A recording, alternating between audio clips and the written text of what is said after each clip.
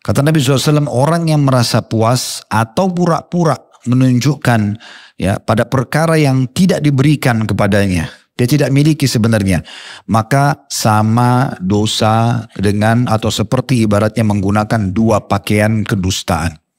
Jadi dapat dua dosa, dosa dusta sekaligus. Di sini ada dua dusta ya, berdusta dengan tutur kata ya, dan juga apa yang dia sampaikan atau dia ceritakan pada orang lain, serta juga berdusta dengan sikapnya. Ya, sikapnya. Nanti akan kita jelaskan lebih panjang lebar masalah ini, walaupun hadits ini membahas tentang masalah poligami, tetapi atau awalnya sebab urut, tetapi inti bahasannya adalah potongan akhir hadis. Kita ambil dulu faedah dari hadis ini. Yang pertama, adanya hukum poligami dalam Islam, dan bagi orang yang belum bisa melakukannya tidak boleh, bahkan bisa masuk dalam bab haram kalau dia justru menghardik atau membenci syariat Allah Subhanahu wa taala. Apalagi kalau sampai dia menolak, mengatakan tidak ada hukum itu bisa kufur. Maka harus hati-hati. Kalau kita belum bisa melakukannya, kita tidak boleh menghardik dan menyalahkan orang yang melakukannya. Dan bagi orang yang sudah melakukannya, dia harus bisa mengontrol dirinya dengan keikhlasan karena Allah Subhanahu wa taala, bukan untuk berbangga-bangga atau ujub. Tidak ada orang yang melakukan poligami dengan ujub. Kamu berapa istrinya? Saya 2, saya 3, dia bangga-bangga. Ini mirip dengan orang yang menanyakan temannya, kamu sholat malam gak semalam? Saya sholat. Nah, tiba-tiba begitu. Berarti kan ada unsur riyanya, kan gitu. Kamu udah berapa bangun masjid? Saya udah bangun 3 loh, misal. Kurang lebih rasionalnya begitu. Jadi kita pun berpoligami bukan dengan tujuan untuk berbangga-bangga, ya.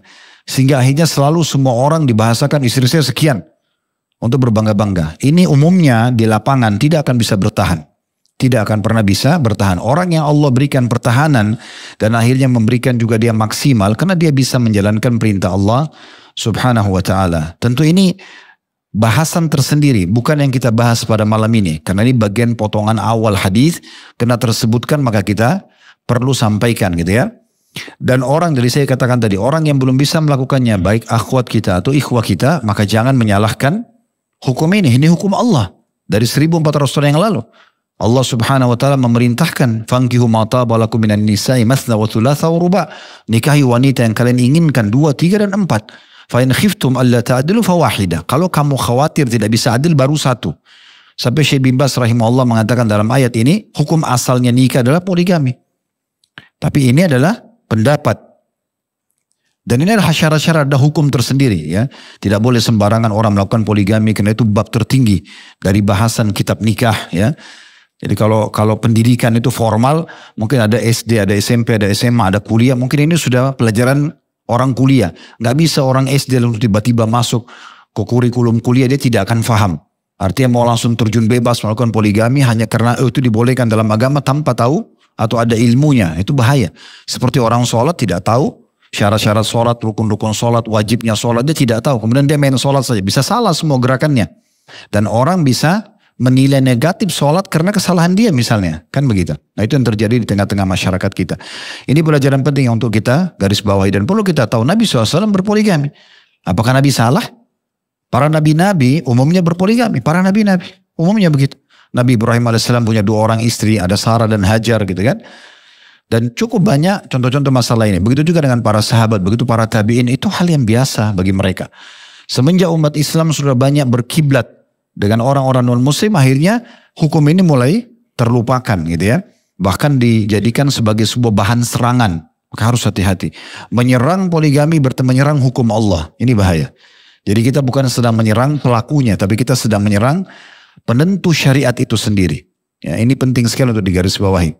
Pelajaran kedua dalam hadis, kalau seseorang sudah masuk dalam poligami misalnya, dia menjadi istri kedua, istri ketiga, maka dia harus mengetahui tugas dan kewajibannya berjalan seperti layaknya kalau dia juga monogami. Tetap dia harus melayani suaminya, tetap begini dan begitu. Dan salah satunya adalah tidak boleh dia menganggap istri yang lain ini adalah saingan dia, tanda kutip di sini ya. Saingannya negatif. Kalau saingan positif itu misalnya selalu menunjukkan yang terbaik. Dari penampilan yang terbaik, dari masakan yang terbaik, pelayanan yang terbaik untuk suami, itu berbeda. Itu hal yang positif. Karena dia ingin menjadi istri yang terbaik, istri yang paling dicintai, itu boleh dalam Islam. Tetapi kalau dia datang kepada suaminya dengan cara menjelek-jelekan istri yang lain, ini semuanya dihardik dalam Islam. Ingat riwayat sahih bagaimana Nabi SAW pernah memarahi Aisyah karena dia menghardik dan mencibir Sofia. Karena Sofia dianggap saingannya, tanda kutip di sini. Lalu kemudian kata Aisyah, ya Rasulullah, cukup anda dari wanita pendek itu Yahudi, gitu kan? Sofia gitu. Maka Nabi SAW mengatakan, ya sungguh hai Aisyah, kau telah mengucapkan kata-kata yang kalau ditaruh di air lautan, rusak air lautan itu. Artinya saking besarnya dosa itu. Nah, saya pernah jelaskan teman-teman sekalian, kalau kita baca riwayat begini harus sampai tuntas. Yang menjadi hukum dalam hadits ini bukan cemburunya Aisyah, bukan perkataan dia kepada Sofia, tapi hukum nasihat Nabi kepadanya. Kan gitu. Sehingga jangan, oh Aisyah aja boleh cemburu dari riwayat ini. Keliru, ini bukan itu yang dilihat. Karena di situ Aisyah melakukan satu sikap, ditegur oleh Nabi. Teguran Nabi yang menjadi hukum, gitu kan? Berarti di sini tidak boleh mencaci maki istri yang lain. Udah jadi diri sendiri aja. Allah Subhanahu wa taala memberikan kita kulit seperti ini, rambut seperti ini, mata seperti itulah Allah berikan perangkat kita. Itu bukan pilihan. Kita cuma tugasnya menungganginya dan bagaimana kita dengan percaya diri menikmati itu saja. Selesai. Allah Subhanahu wa taala akan memberikan kebaikan-kebaikan padanya gitu ya. Maka itu poin yang juga harus difahami dalam hal ini. Jadi tidak boleh dia masuk ke ranah menjatuhkan istri yang lain ya. Apalagi tadi disebutkan di sini dia pura-pura mengatakan ini loh, misalnya contoh dia beli jam tangan, dia mengatakan ini saya dibelikan loh oleh suami kita misal, padahal sebenarnya suami tidak lakukan. Ini kan nanti akan melahirkan pertengkaran antara suami dengan istri yang lainnya. Ini tidak boleh dalam Islam. Nanti akan kita jelaskan beberapa pendapat ulama berhubungan dengan masalah hadits ini. Kita baru mengorek faedah dulu dari hadits. Nanti akan kita jelaskan panjang lebar dengan syarah hadits insya Allah. Jadi ini termasuk ya yang dilarang. Dan ini semuanya sama ya. Tidak boleh sengaja mengirim sesuatu yang baru dibelikan oleh suami dengan niat untuk menyakiti hati istri yang lain. Bed cover kah, baju kah, apa saja, udah nggak usah. Atau diposting masa sekarang ya, sehingga akhirnya istri yang lain melihat dan merasa cemburu dan seterusnya. Ini semua tidak dibolehkan dalam Islam. Ini ada adab dalam masalah kehidupan poligami gitu ya. Dan tentu itu satu sisi seorang istri. Sisi yang lain suami juga memang harus berlaku adil. Dia kalau membeli sesuatu produk, hukumnya wajib adil secara nilai. Ya secara nilai. Misalnya dia belikan istri pertama nilainya 100.000 baju itu, maka istri kedua juga sama 100.000, yang ketiga juga sama, yang keempat juga sama. Tidak boleh berbeda nilainya. Boleh berbeda produknya. Gak usah antum beliin ini baju warna merah semua harus merah. Ya kan? Yang penting nilainya sama. Atau mungkin yang pertama butuh membeli satu produk dengan harga 1 juta rupiah, yang lain tidak butuh. Ya udah ini jadikan saldo saja buat mereka. Yang ini sudah saya belikan ini, maka silakan kamu punya saldo ini bisa kamu pakai terserah untuk apa. Mau bantu keluarganya, mau ganti handphonenya, mau apa terserah, gitu kan. Jadi kita dinilainya. Dan ini sekali lagi tidak perlu kita sengaja gunakan sebagai senjata menjatuhkan istri yang lain. Nah ini penting sekali ya. Tentu ini kita bicara masalah poligami. Ini berlaku juga hukumnya pada selain hukum poligami. Misal sengaja sebagai istri dia panas-panasin istri tetangganya di sebelah. Gitu kan. Nah, ya, ini loh suamiku baru belikan sehingga istri sebelah ribut sama suaminya. Itu tetangga di sebelah dibeliin baju baru. Ini postingannya. Nah contoh gitu kan. Dan subhanallah innamal a'malu binniyat, ini luar biasa di sini ya. Semua sesuai dengan niat. Kalau antum niat ingin menyerang si fulan, itu sampai ke dia. Kuasa Allah SWT. Tapi antum akan berdosa dengan itu. Akan sampai. Kita niatnya baik, akan sampai juga. Oleh karena itu semua tutur kata yang kita ucapkan, ikhwan akhwat sekalian, hati-hati. Antum bicara tentang seseorang, jangan pikir tidak sampai ke dia. Akan sampai. Baik atau buruk.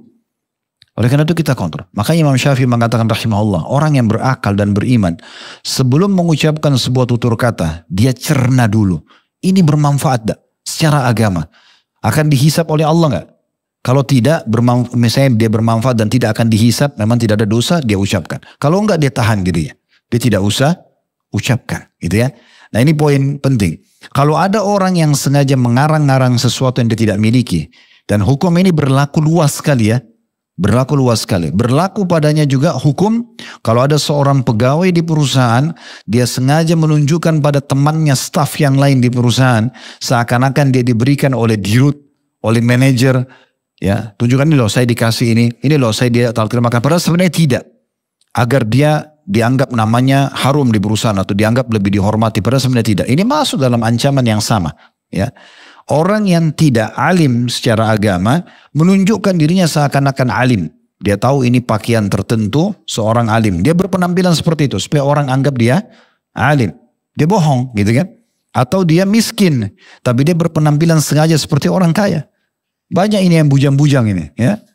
Pada saat mau melamar perempuan supaya diterima, pinjam mobilnya tetangga, BMW. Misal, datang ke rumah calon mertuanya supaya dikira orang kaya. Untuk apa?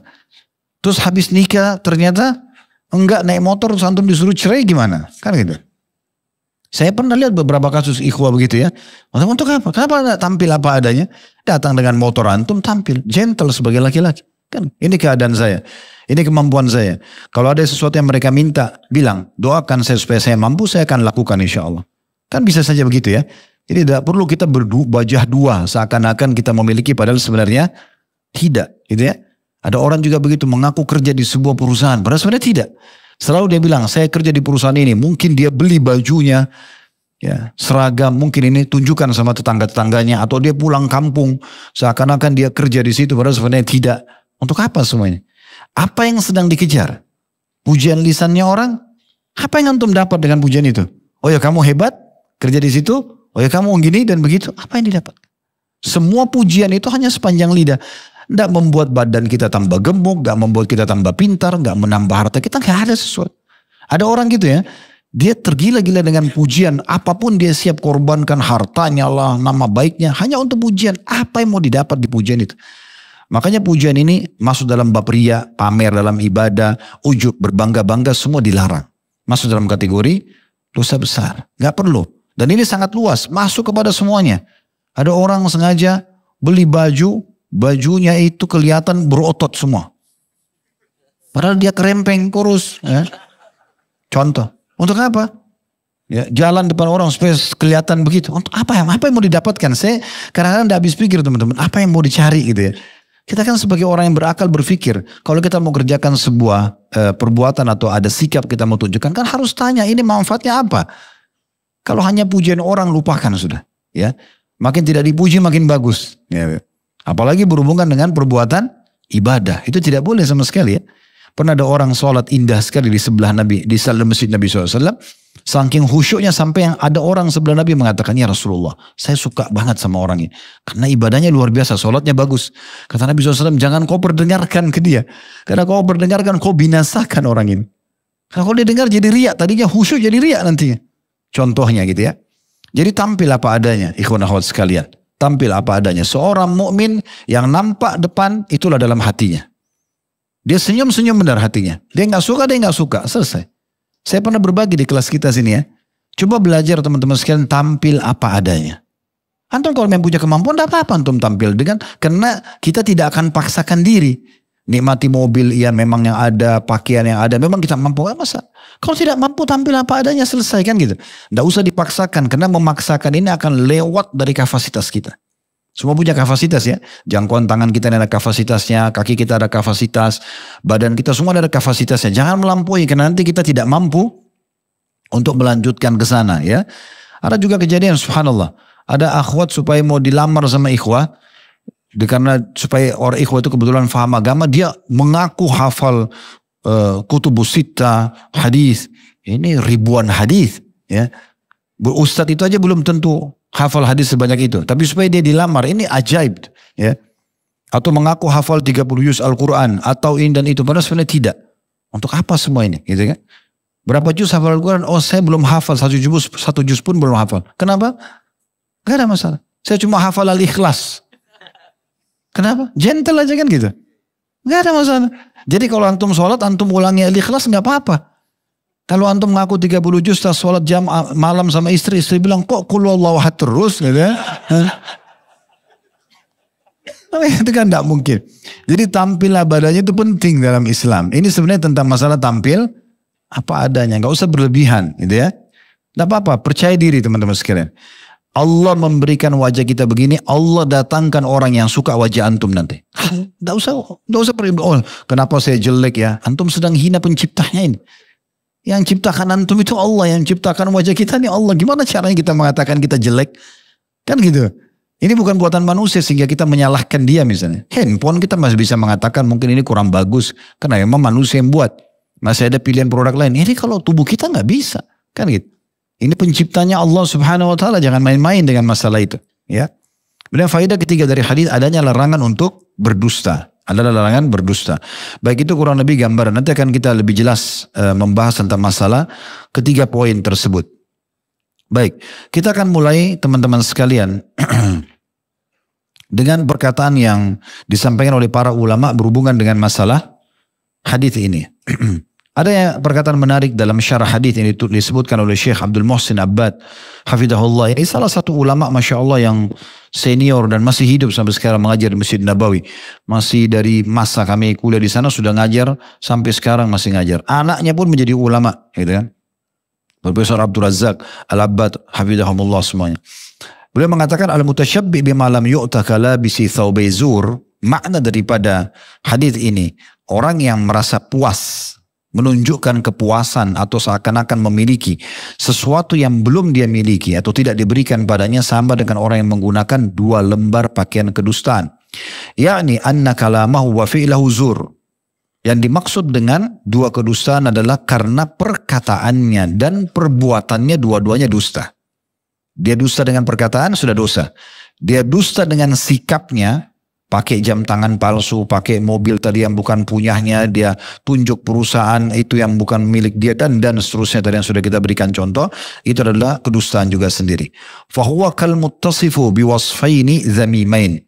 Maka dia seperti orang yang memiliki 2 ciri ya yang buruk dua-duanya. Wa huwa annahu labisu thawbai zur.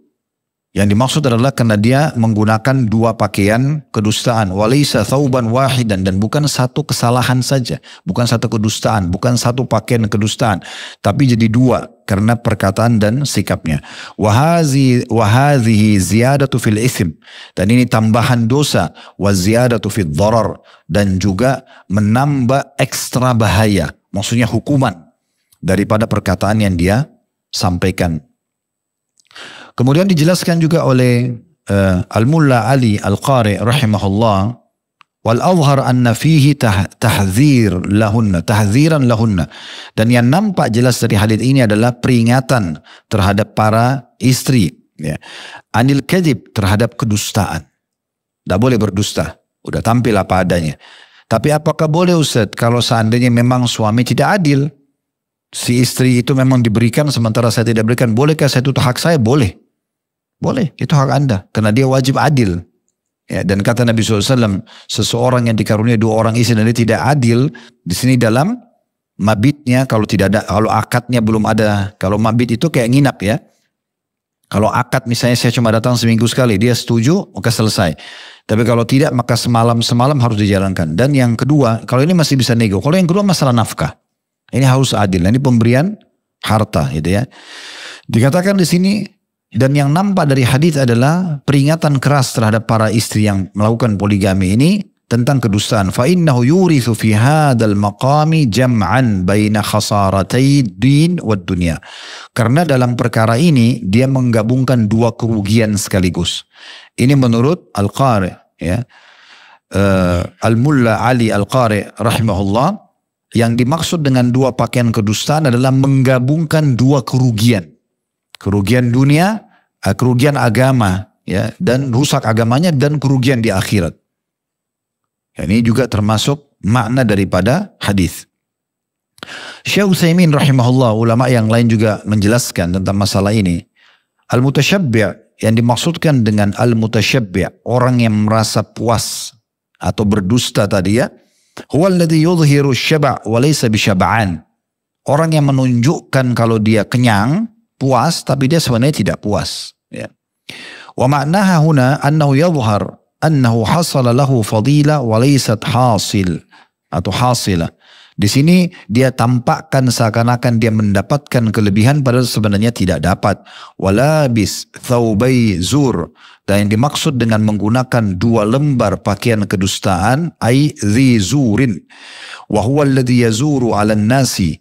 Dan maksudnya adalah dia pendusta yang mereka atau dia berdusta kepada orang-orang bi an yata'azza atau bizi ahli zuhud. Seperti contohnya dia menunjukkan seakan-akan dia orang yang zuhud, ya. Au ilm, atau orang yang berilmu, awis tharwa, atau orang yang kaya, liyaktar bihin nas, agar dia berbangga-bangga depan manusia, walaysa huwa bitilkas sifat, tapi dia bukan memiliki sifat tersebut. Nah, kalau Syekh Utsaimin berarti lebih luas bahasannya, ya. Jadi bukan hanya masalah poligami sebagaimana tadi kita bilang, tapi semuanya sama. Kalau orang menunjukkan dia sengaja pakai baju misalnya kumuh, lalu dia mengatakan ini karena kezuhudan di dunia. Misal, padahal sebenarnya zuhud bukan begitu, ya. Zuhud itu bukan dengan pakai baju kumuh, bukan dengan makan roti kering, bukan. Karena Nabi SAW manusia yang paling zuhud, tapi beliau makan daging. Dan walaupun satu sisi beliau juga pernah makan roti kering. Beliau juga memiliki baju yang bagus. Memang betul beliau memiliki rumah yang sederhana, tapi itu karena keinginan beliau sallallahu alaihi wasallam. Ya. Jadi jangan sampai disalahfahami. Zuhud itu berarti mendahulukan akhirat dari dunia dan bukan meninggalkan dunia. Karena kita tidak dianjurkan dalam Islam untuk meninggalkan dunia. Dalil jelas dalam surah Al-Qasas, ya. Allah SWT mengatakan wabtagi fima ataka Allahu daral akhirah wa la tansa nasibaka minad dunya. Kejarlah apa yang Allah janjikan untukmu di akhirat dan jangan lupa bagianmu dari dunia, gitu kan? Itu poinnya. Begitu juga dengan menunjukkan tadi ahli ilm. Seakan-akan dia seorang alim padahal sebenarnya tidak, ya. Atau dia termasuk orang kaya padahal sebenarnya tidak. Tujuannya untuk menipu orang. Nah, ini masuk semua dalam makna hadis ini. Syekh bin Baz juga rahimahullah mengatakan menanggapi hadis ini, perbuatan seperti ini akan menyakiti hati si madu. Ya. Hada fi idjar ad-darrah. Membuat hadis ini madunya merasa tersakiti. Dan ini tidak boleh menyakiti hati seseorang muslim. Apalagi ini satu suami, gitu kan. Maka ini tidak boleh menyakiti hati istri yang lain. Boleh dikatakan demikian pula perbuatan ini termasuk berbangga dan akan menimbulkan sakit hati dan juga sombong. Ya. Wa fihi iftikharun minal mutasyabbi'ah hasala bihi al-idjar wal iftikhar. Artinya ini nanti juga akan memunculkan sifat sombong dari orang yang berbangga-bangga ini, ya. Selain menimbulkan sakit hati dari target dia, ya, target dia. Dan kita tahu hadis Nabi SAW yang sahih, termasuk amal yang paling Allah cintai justru memasukkan kegembiraan dalam hati seorang muslim. Itu luar biasa kedudukannya, ya. Jadi membuat dia senyum, membuat dia gembira, mungkin dengan tutur kata, dengan senyuman kita. Kata Nabi SAW, ya, walau antalqa akhaka bi wajhin talq, ya, la tahkiran minal ma'rufi syai', jangan kalian pelit-pelit dengan satu kebaikan walaupun sederhana, walaupun kalian harus bertemu dengan saudara kalian dalam kondisi wajah tersenyum misalnya. Kita disuruh buat seperti itu, memasukkan gembiraan dalam hati seorang, apalagi sampai kita memberikan hadiah. Idealnya harusnya mereka saling memberikan hadiah, mereka saling memuji kebaikan, ya. Kemudian mereka saling menasihatin kalau ada kemungkaran, itu yang harus terjadi, bukan malah sebaliknya. Maka kata beliau seperti itu. Dan juga lawan bicaranya fal mutasyabbiha muftakhiratun wal ukhra mutjara, ya. Dan orang-orang yang berbicara itu, ya, dia termasuk mengganggu orang lain dan juga yang lain, dia menyakiti orang lain dan dia sombong di situ, sementara yang lainnya terkorbankan. Lianna hada idza wa kadhib fala yajuzu laha an taftakhira bi syai'in lam yaqa li zawjiha. Karena tidak boleh bagi dia tadi, perempuan ini, ya, menceritakan seakan-akan dia dapat sesuatu yang dari suaminya padahal sebenarnya dia tidak mendapatkannya. Nah, ini di antara syarah para ulama tentang masalah hadis yang tadi kita bahas. Tapi sudah kita jelaskan, ya, sebenarnya lebih kepada tidak boleh kita tampil di luar daripada kapasitas kita, kemampuan kita, atau keadaan kita. Apa adanya, tampil, ya. Belum berilmu, belajar. Belum kaya, bekerja, gitu, ya. Belum apa saja, ya. Maka kita harusnya menunjukkan apa adanya dan tidak boleh kita tampil berbeda dengan apa yang selain itu. Juga tadi saya katakan dalam hadis ini juga diambil pelajaran. Ya. Yang ketiga tadi yaitu adanya larangan untuk berdusta. Dan ini tidak asing lagi ya. Bagaimana Allah Subhanahu wa taala berfirman di dalam Al-Qur'an ya, yang sangat masyhur ayatnya Qutilal kharrasun. Qutilal kharrasun artinya ya. Mohon maaf sebentar. Sungguh ya, binasalah atau terkutuklah orang-orang yang dusta secara umum. Dusta tidak boleh dalam segala hal. Nah di sini juga dalam hadis tadi ada singgungan tentang masalah dusta. Ini sudah pernah kita bahas. Kalau dalam bab dusta ini banyak sekali di dalam buku Syekh Muhammad rahimahullah ini ada banyak sekali penjelasan tentang masalah dusta itu. Banyak sekali bagian-bagiannya. Salah satunya adalah tadi berdusta dalam rumah tangga ini ya. Sehingga akhirnya jadi masalah buat dia. Tapi umumnya dalil melarang masalah itu. Qutilal kharrasun, turutlah binasa, dan dimurkahilah orang-orang yang suka berdusta ya. Kemudian innallaha la yahdi man huwa musrifun kazzab. Allah tidak akan memberikan petunjuk pada orang-orang yang berlebihan ya, dan juga orang yang suka berdusta ya. Banyak sekali ayat ya tentang masalah Allah murkah dengan orang-orang yang berdusta itu tidak boleh sama sekali. Dan begitu juga dalam hadis Nabi SAW banyak sekali. Dan tanda-tanda orang munafik 3, kalau dia berbicara dia berbohong, ya, kalau dia diberikan amanah dia berkhianat, kalau dia diberikan berjanji dia pungkiri, kalau dia berbicara dia berdusta, idza haddatsa kadzab wa idza wa'ada akhlaf, kalau dia berjanji dia memungkiri, wa idza tumina khan, kalau dia diberikan amanah dia berkhianat. Ini ciri-ciri orang munafik. Berarti orang beriman tidak boleh semuanya ada ya. Dan dalam sebuah athar yang masyhur, qulil haq walau kana mur, ucapkan kebenaran walaupun itu pahit. Ya, karena orang yang mengucapkan kebenaran di waktu itu akan selesai permasalahannya. Ya, walaupun pahit, tapi selesai masalahnya, gitu kan? Kalau dia berbohong maka akan terus membutuhkan bohong-bohong yang setelahnya. Tentu saya sering sampaikan ikhwan dan akhwat sekalian rahimakumullah, semua kita tidak luput dari kesalahan. Tapi majelis ilmu seperti ini tujuannya adalah membahas sekarang ke depan. Kita bukan membahas ke belakang. Kalau apa yang kita bahas kebetulan berkenaan dengan apa yang antum merasakan, maka jangan merasa ini disinggung. Ya, seakan-akan kita sedang membahas antum pribadi, ini keliru. Ya, karena pernah saya membahas di sini beberapa tema dosa besar, tiba-tiba ada yang kirim surat di kantor, Ustadz kemarin singgung saya kenal aja enggak, gitu kan? Saya enggak kenal, ya. Sampai 2-3 kali mengirim surat seakan-akan kita membahas dia. Sama sekali saya enggak kenal siapa orang ini. Kita sedang membahas hukum agama dan hukum ini sama. Kami sampaikan di sini atau disampaikan oleh ustadz lain atau di negara lain dengan bahasa apapun, penjelasan dalilnya akan sama. Tidak ada sesuatu yang berbeda, ya gitu. Jadi ini bukan sedang menyinggung siapapun, tapi kita sedang membahas tentang masalah hukum agama.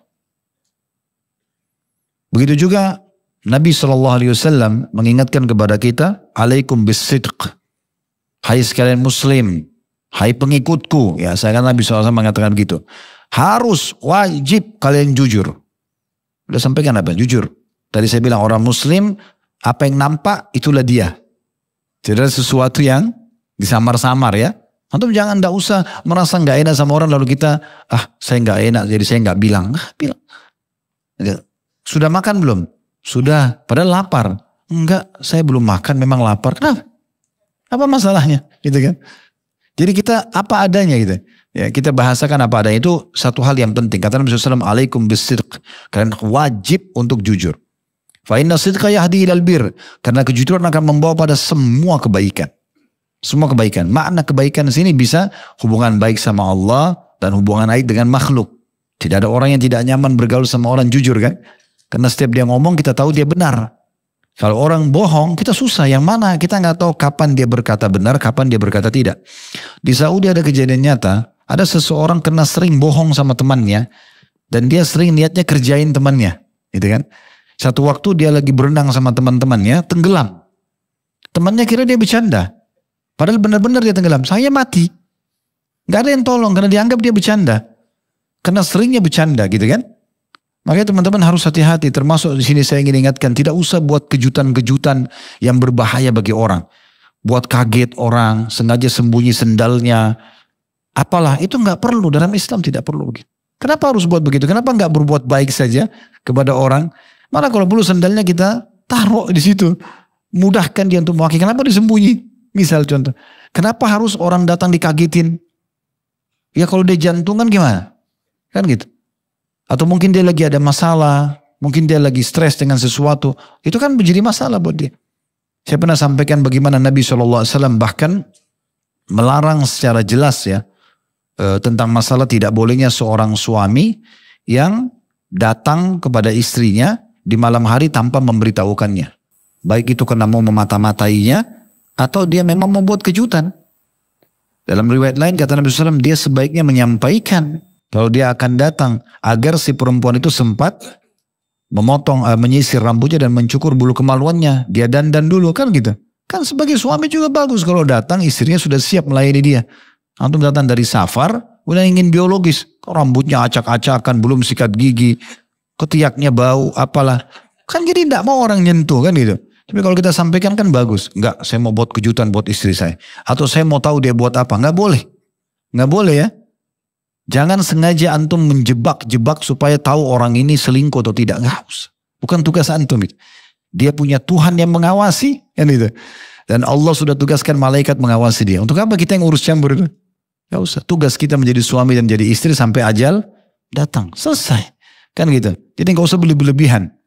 Lalu kata Nabi SAW, wa innal birra yahdi ilal jannah. Karena kebaikan akan membawa kepada surga. Jujur, bawa pada kebaikan, hubungan baik sama Allah, hubungan sama makhluk, dan itu akan membawa ke surga. Wa la yazalu rajulu yataharra bisidq hatta yuttaba indallahi siddiqa. Dan seseorang terus jujur, dijadikan sebagai pola dia, karakter dia, sampai Allah catat sebagai orang yang jujur. Siddiq. Sudah tahu penghuni surga Firdaus tertinggi kan? Para nabi-nabi, para syuhada, para siddiq. Nah ini orang-orang yang jujur. Memang itu pola kita. Jujur semuanya. Ya. Kemudian juga beliau mengatakan wa iyyakum wal kadhib. Kalian harus wajib tinggalkan dusta. Ini Nabi SAW pesankan. Kenapa? Fa innal kadhiba yahdi ilal fujur. Karena bohong akan membawa pada kemaksiatan. Wa innal fujura yahdi ilan nar. Kemaksiatan akan membawa pada api neraka. Wa la yazalu rajulu yataharra bisidq hatta yuktaba indallahi siddiqa. Dan seseorang terus berdusta sampai dicatat di sisi Allah sebagai pendusta. Susah lagi dia perbaikin. Dan dalam sebuah hadis ini sebagai penutup tentunya. Bagaimana Nabi SAW diperlihatkan pada saat beliau sedang Isra dan Mi'raj. Ya. Banyak sekali jenis-jenis siksa kubur, siksa neraka yang diperlihatkan kepada beliau SAW. Salah satunya ada orang yang disobek hidungnya oleh malaikat ya. Dari hidung sampai ke tengkuknya. Maaf, mata dulu. Dari mata sampai ke tengkuk, hidung sampai ke tengkuk, dan mulut sampai ke tengkuk. Dari dua-duanya, sobek semuanya. Ini seram sekali. Darahnya ngucur, dia disiksa luar biasa. Sampai Nabi SAW tanya, siapa orang ini? Tanya pada Jibril. Kata Nabi SAW, orang itu, kata Jibril AS, orang itu, hai Muhammad, adalah orang yang keluar dari rumahnya, dia berdusta, yang dusta itu tersebar di mana-mana. Dan tidak bisa lagi dia perbaiki. Tidak bisa dia perbaiki. Ya. Makanya teman-teman sebelum mengangkat sesuatu informasi di media, mau bicara pastikan itu benar gak? Pertama. Yang kedua, ada hubungan sama antum gak? Ya. Kalau gak ada hubungan sama antum ini gak usah ikut-ikut sebarin. Karena satu waktu kalau ternyata kita sudah sebarin, kita sudah masuk di situ, ternyata itu tidak benar. Gimana cara memperbaikinya? Ya. Sama juga masalah tabayun, cross check, ada hubungan sama antum gak? Ya. Karena ada orang ikhwah datang kepada saya, Ustaz, ana mau tabayun. Tabayun apa? Apa yang antum mau tabayunin? Tabayun itu cross check kalau ada hubungan sama antum. Kalau nggak ada, untuk apa cross check? Semua orang mau ditabayun. Ini berapa banyak manusia yang mau tabayun, habis umurnya untuk itu. Kan gitu. Jadi nggak usah, teman-teman sekalian. Hidup aja sederhana, jalankan syariat Allah SWT, jalankan ketaatan, tinggalkan kemaksiatan, antum meninggal masuk surga. Selesai. Simple saja kehidupan seperti itu. Jadi tampil apa adanya, itu bahasan kita malam ini, dan jangan pernah tunjukkan kedustaan. Allahu a'lam.